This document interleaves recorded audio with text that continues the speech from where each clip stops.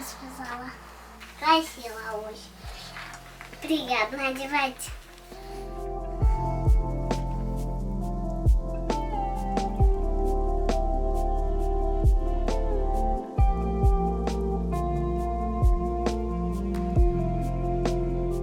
У нас особенная дочь, вот, и Джамат постоянно помогает.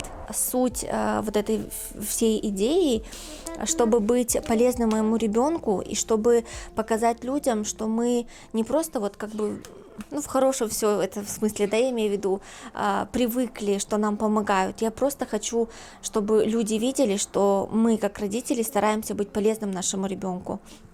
И при этом люди, помогая нам, приобретая какое-то изделие, видя его у себя дома, будут вспоминать про Софику и про свои благие дела будут вспоминать.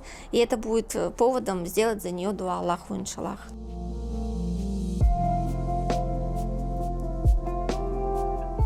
Захожу в магазин по рукоделию, а там всякие бусины, она так любит все, что блестит, яркое, переливается. И продавщица мне говорит: мамочка, вы не против, если я вашему ребенку бантики подарю? Она говорит: тетя, подождите, а кто вам сказал, что мне бантики нужны? Мне нужны вот эти два бриллианта.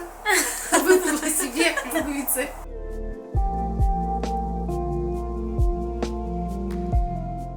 Из-за того, что Софика у нас не ходит, она очень терпеливая, усидчивая. Ну, и я тоже такая усидчивая, домашняя, так скажем.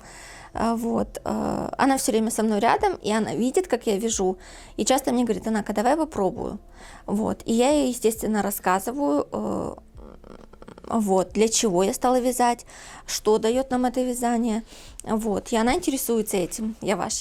То есть я надеюсь, что ей это будет нравиться, и я передам ей свои навыки, свои знания по вязанию, иншаллах.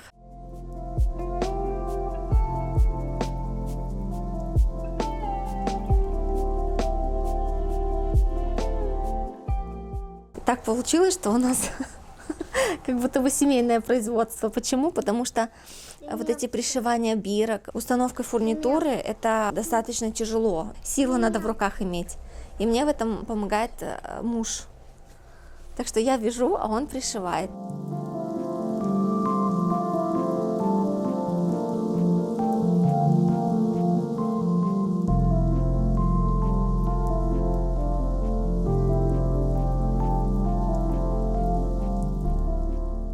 Мечтаю, чтобы это тоже сбылось, иншаллах, чтобы иметь такую школу и учить таких детей самостоятельному какому-то заработку, и больше даже не заработку, а вот просто помочь человеку найти себя, вот, быть чем-то занятым, полезным.